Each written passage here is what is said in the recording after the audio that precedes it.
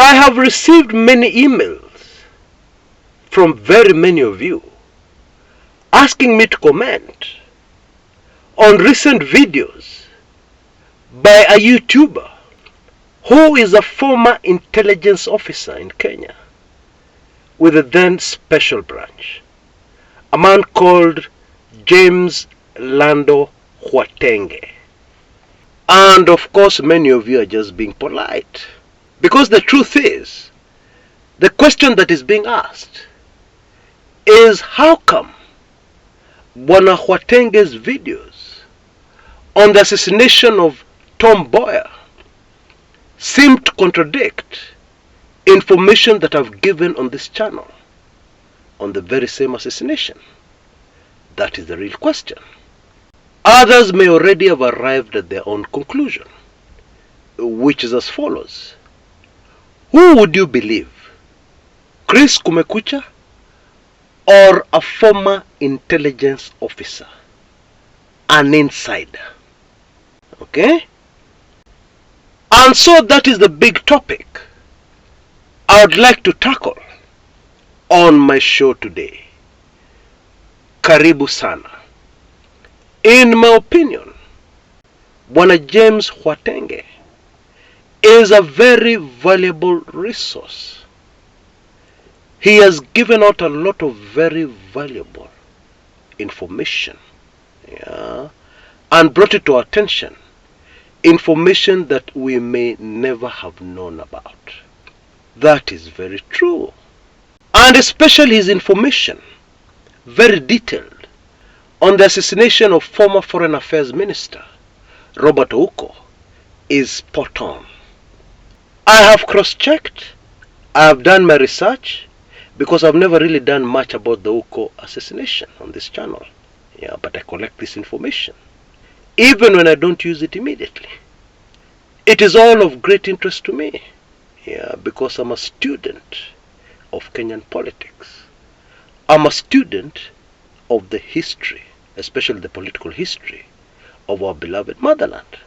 And Khwatenge gives us information right up to the point where Cabinet Minister Ouko, after a road accident where he was injured, got a lift from a tractor, which was headed to Kisumu.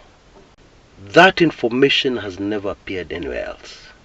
And I'm guessing one of the reasons why that information is super accurate is because Khwatenge was in the force, he was an intelligence officer, when all this was going down.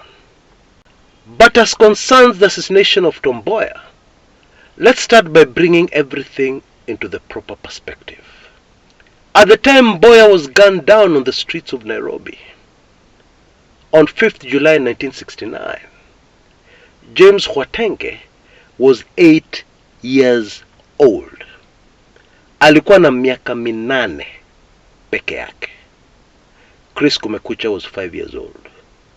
And so it is true to say that both of us got our information from other people. And of course we can make our guesses, because Bwana Khwatenge's dad was also in the police. But there's a key point that we must also take into consideration. The rank of Bwana Khwatenge, by the time he left the police, is that he was an inspector. He was Inspector Khwatenge. He tells us on his channel that he was really looking forward to being a chief inspector, but he never made it. And I believe this question of rank is super important in solving this mystery, because it is true to say that the information senior officers have is not the same information that junior officers have. Indeed, many times, cover stories of fake narratives, which are issued by the intelligence community, are many times distributed amongst junior officers in an effort to get traction for many falsehoods or even false narratives that the intelligence community wants to distribute. In other words, the information this dear Kenyan has released on his channel is not a deliberate lie he's telling, but it is the information that was available to him as per his sources. But it is not true. Now, regulars on this channel will know that it took me 15 years to research on the assassination of Mboya. 15 years. I talked to countless people. I cross-checked and confirmed and reconfirmed even the information I got from my late political lecturer, who was a very senior officer in the police, and also personally known to the person who headed the whole operation, the head of the intelligence at that time. But I still checked and counter-checked the information, and I made an effort to get confirmations from other independent sources. I guess the advantage I had, and I still have, is that I'm a journalist. I have been a journalist all my life. And super fascinating, those who have taken in my landmark series titled Mboya, It Was More Than an Assassination, will already be aware of the fact that the story given by Khwatenge was actually one of the false narratives I talked about in my series. Now, admittedly, many times the facts, the truth, may not be as exciting as a false narrative. Mboya wanted to kill Kenyatta, Kenyatta killed him first. That's very exciting, but it is not the truth. Indeed, it is very clear, it is very obvious for anybody who wants to study this subject in Kenyan history that the assassination of Mboya was part of a larger operation that started with the assassination of yet another Kenyan, Khwatenge, in January 1969, was followed by Mboya's assassination, and ended with the Kisumu massacre. Those three events in Kenyan political history are linked. And as a result, this fact on its own completely rubbishes all these other very exciting narratives of somebody killing somebody before that somebody kills them. Excellent for a movie script, but unfortunately not the truth. Khwatenge, whom I have a lot of respect for, and I truly and sincerely believe that is a very valuable asset for a better Kenya by helping us understand our past. Khwatenge also got wrong the issue of Professor Wajackoyah and the reason why he had to go into exile.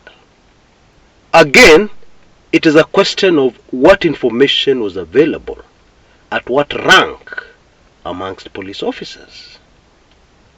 Because according to my research, I believe it is true that Wajackoyah was asked to investigate the murder of Oko. And the reason why this happened is that the local intelligence community was trying to convince foreign powers that they were taking the investigation seriously and that they had assigned an officer to investigate. And they chose a junior officer, Wajackoyah, deliberately, because they did not expect him to find out much, which was the whole objective. They did not want that investigation to succeed or to come anywhere close to the truth. That was the whole idea. I just thought after those many emails, I should come out and speak very frankly about this issue. Bottom line, I stand by my research and by the information that I've given you on this channel because I believe I've done my homework. I have done thorough research. I'm not saying that I'm always right. I'm not saying that I cannot make a mistake. What I am saying is that the information concerning the Mboya assassination, documented in my series, Mboya, it was more than an assassination. But then I'm going to include a link in the description area of this video on YouTube, so that in case you've not taken it in, you can take it in. Super fascinating stuff. Yeah. What I am saying is that I believe my information is accurate. I have reason. I have research to back it up. Yeah. But even as I make that clear, I also believe that former Inspector James Lando Khwatenge is a very genuine Kenyan. But in the case of the Mboya assassination, the information is not true. Indeed, in one of his videos, he says that Mboya was assassinated on a Sunday, which of course is not true. July 5th, 1969 was actually a Saturday, not a Sunday. And you can Google this to confirm. Na sasa tuko kipindi cha lala salama concerning the tradition on this channel of gifting me. And I would like to sincerely thank from the bottom of my heart those of you who have already responded. And especially my biggest supporter, whom I will just call Mr. P. Mr. P, asante sana for your very huge support, which has been very consistent. Asante sana, and God bless you mightily. All for a better Kenya. And of course you still have that chance, although we just have a few days left. You've been seeing details on your screens of what to do and how to do it. Now, there are a few other things happening in Kenyan politics, very current things, which I'll be following up on, and so you can look forward to a few other videos before we close the year, which will be moto kuliko pasi ya makaa. Oh yes. Until next time, this is Chris Kumekucha.